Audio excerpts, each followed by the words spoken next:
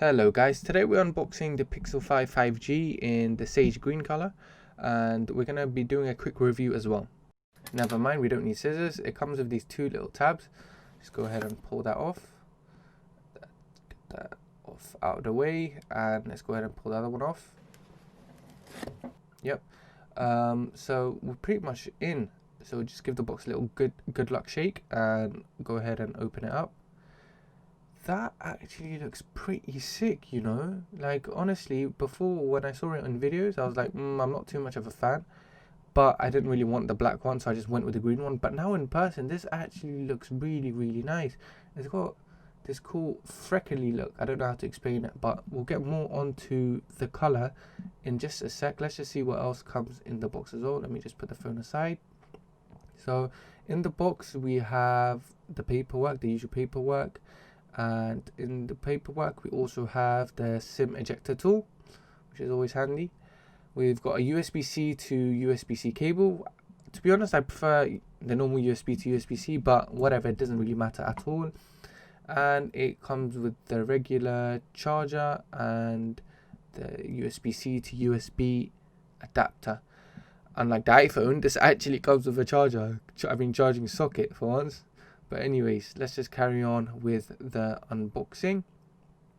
So now that's I can't even speak. Now that that's all done, let's go ahead and bring the Pixel 5 back into frame, and it actually feels really nice, guys. Yeah, it does feel a little bit plasticky, but it's not like some cheap plastic. It feels like a soft aluminium. I don't know how to explain it. It just feels like soft aluminium. To you Americans out there, yes, soft aluminum. But yeah, let's just go ahead and give you guys an ASMR peel for the screen protector. There you go. I don't know if that got caught on the mic or not, but we just carry on nevertheless. So I'm gonna go ahead and power it on, and then we're gonna have a look around the phone and see what the phone looks like. First of all, before we do that, the front screen already looks amazing in my opinion. This is probably my favorite design screen because first of all it's flat, not like the Samsung phone, and the bezel all around the edges are the same. And I can't stress enough how much uneven bezels bother me, because some phones have a thicker bezel at the bottom and then thinner one at the top. Even like the last year's Pixel phone, they had thicker at the top and thinner at the bottom. But anyways, that's besides the point. Let's have a quick look to the side of the phone. Get this in focus. Sorry guys. God dang it. Finally got it in focus. That's the SIM tray. There you go. So on the top we just have a mic. On the side we have actually a very nice looking power button. It's tinted green, a bit darker than the rest of the body, but under the bottom of the phone we have two speakers and a USB-C charging port. And finally, on the back of the phone, we have the rear-mounted fingerprint scanner, which I'm a massive fan of. I don't really like the in-display fingerprint scanners because they're a bit fidgety. The fingerprint scanner on the back is normally very reliable. And the actual feel of the phone, guys, again, you guys have to feel it in person. I personally, in my personal opinion, I really like the feel. So that's that. So wireless charging as well, as you know, works perfectly. Don't know how they do it, but it does. So I'm going to go ahead and set up the fingerprint scanner. Let's see how easy it is. So just tap on it a few times. I can feel the phone haptic vibrations. There you go. Pretty easy. Just tap your finger and we're done. So let's go ahead and test out the fingerprint scanner. Okay, that was pretty slow. Not too fast. Okay, never mind. It was just the first one that was pretty slow. So if I go ahead and just tap on it and show you guys how fast it is. There you go. I mean, in my opinion, rear-mounted fingerprint scanners are much better because, first of all, ease of access. When you pull it out of your pocket, your finger automatically rests there. But the main point is that it's so much more reliable. Like right now, I've touched my finger on the back so many times, and it hasn't hiccuped once. Like, it's pretty fast and very reliable. But anyways, let's go ahead and jump into a photo comparison between my Note 20 Ultra and the Pixel 5. Guys, feel free to pause it whenever you want to have a closer look. But for the first photo, we have the Pixel 5 and Note 20 Ultra in an outdoor photo comparison. Basically, pointing up to the sky, pretty hard photo. Both phones do fantastically well to keep everything exposed, even the sky. So, can't pick a winner here. Next up, we have a photo of a tree stem. And the Note 20 Ultra does considerably better because if you look at the background, it's not overexposed. If you look at the Pixel 5, you can't even see the sky anymore. So guys, this is the first ultra-wide photo that I've taken with the Pixel 5 and it does not disappoint. Very, very sharp. Both pictures are very, very sharp. I would give the edge to the Note 20 Ultra because the background is a bit more sharper, but in terms of colors, it's whichever one you prefer again. Next up, this is just a normal photo using the main lens. And again, very, very sharp on both. The only difference here is that which color scheme you prefer.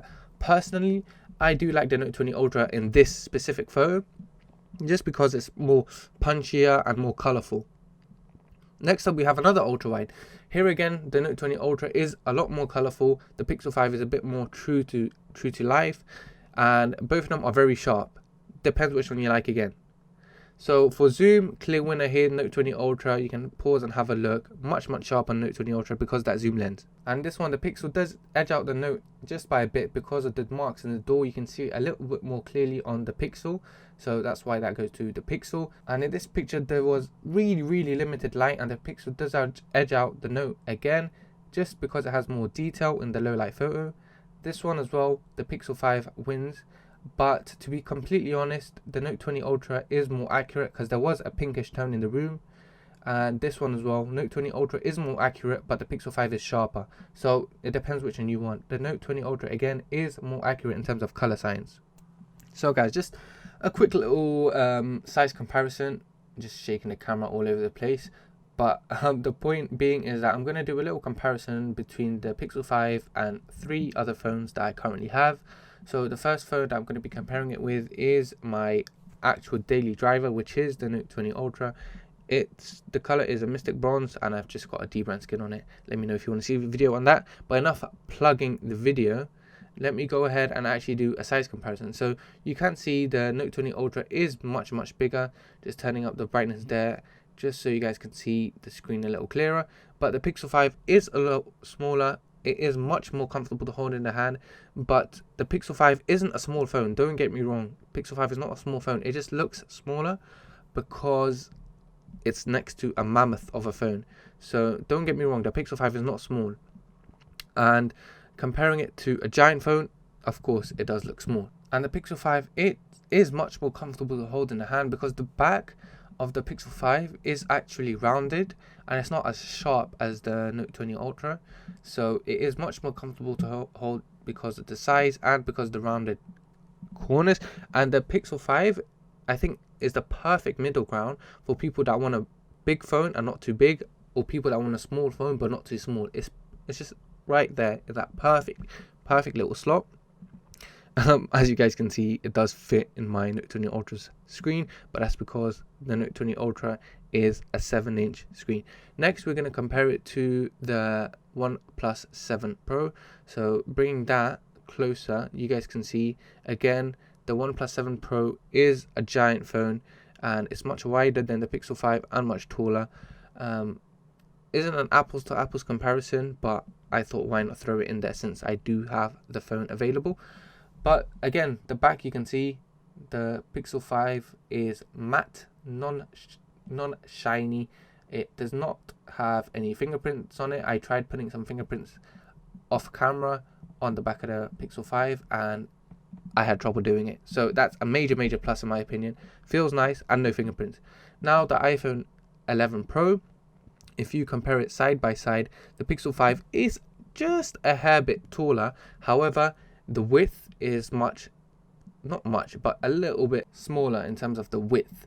In terms of comfort to hold in the hand, I would again honestly give it to the Pixel 5 because of the nice rounded back and a much smaller actual width. Like the width of the phone is smaller, so it's more comfortable to hold.